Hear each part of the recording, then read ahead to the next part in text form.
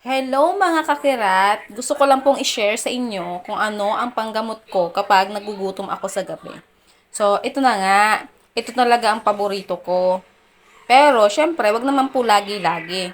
Kasi pangit naman pag laging kumakain ng pansit canton. Pero dahil ito nga po, sa gabi, kailangan ko ng pangmadali ang gamot sa ginugutom na sikmura, pansit canton talaga ang niluluto ko na may kasamang itlog.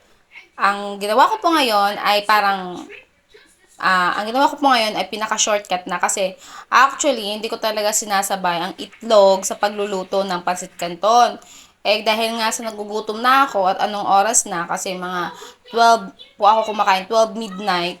So, minamadali ko na ang pagluto para kasabay ng pagkaluto ng kanton ay luto na rin yung itlog. Kahit malasado, eh okay na yun. Basta may itlog talaga. Ayokong kumain ng pancit canton ng walang itlog. So, paborito ko talagang kainin ay itlog. Nye! Isip nyo. So, ayan na nga.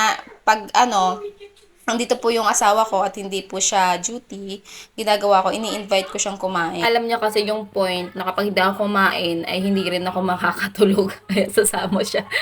Pag masipag-sipag, eh, siya na rin ang nagluluto. Pero, mas gusto niya talaga ako nang nagluluto para daw mas masarap kainin. So, ayun na nga mga kakirat. Sana mag-enjoy po kayo sa pagkain ng aming pansit canton at sana may nakuha rin kayo na sa pagkain sa madaling araw, pansit canton po ang kainin at itlog.